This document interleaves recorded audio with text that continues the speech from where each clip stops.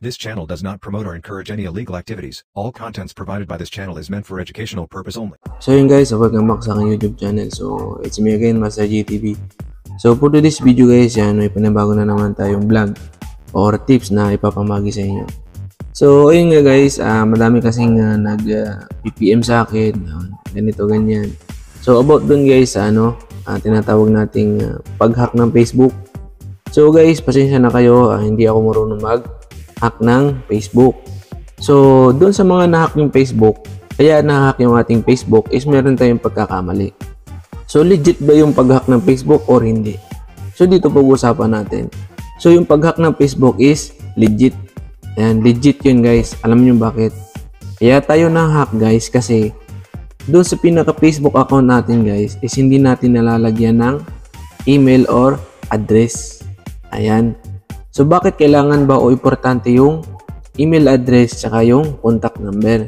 Kasi importante yung guys in case na may tangkang i-hack yung ating Facebook account is may mag-send ng code o verification code doon sa number or email na ating inilagay. So paano ba yan, Master? Nawala yung cellphone ko pero alam mo yung Gmail mo. Walang problema yon. Nawala yung cellphone mo, nandun yung number mo. Walang problema yon. May option pa rin si Facebook na mag-send dun sa yung Gmail. Dalawa kasi yung pwede niyang pag-sendan. Ayan. Paano ba, Master? Nawala yung aking yung aking Gmail at saka yung number. Walang problema pa rin yun. Mabiverify o kumbaga makukuha pa rin natin yung ating Facebook na tinatawag. Kasi alam mo naman yung password. Ayan. So meron nga lang hihingiin si Facebook na kumbaga patunay na ikaw yon o sa'yo yung account na yon. Ayan. So may ginawa kasi ako guys na na video kung paano mag-hack ng account is guys, hindi ako hacker. Ayan, baka sabihin niyo hacker ako. Hindi ako hacker. Hindi ko nga ma-open yung isa kong account isa kong Facebook account. Ayan. So hindi ko yun ma-open. So guys, paano nga ba natin maiwasan na ma-hack yung ating Facebook? Yun doon. So gaya ng sinabi ko guys, yung Facebook account natin, lagyan nyo ng Gmail or number or phone number. Ayun yung pinakamahalaga guys. Kasi i-try nyo guys na hindi lagyan ng ng number or email. Automatic yan guys. Pag may taong nag-hack sa Facebook mo, ma-hack agad yan guys. Pwedeng lagyan ng number, pwedeng palitan ng Gmail.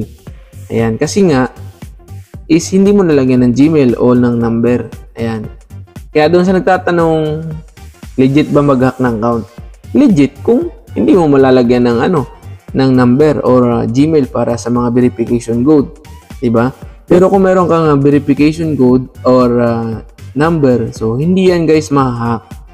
Ayan. Kaya lang tayo hack guys na-hack kasi nga hindi tayo aware doon sa paglagay ng number tsaka email. Basta lang makagawa tayo ng account, ang Facebook account, binabaliwala natin yung paglagay ng number tsaka Gmail number. Pero mas maganda guys, dalawa ilagay mo.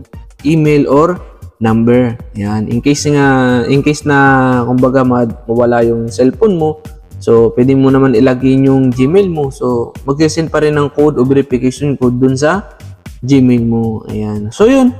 Doon sa mga nagtatanong, legit ba mag-hack or hindi?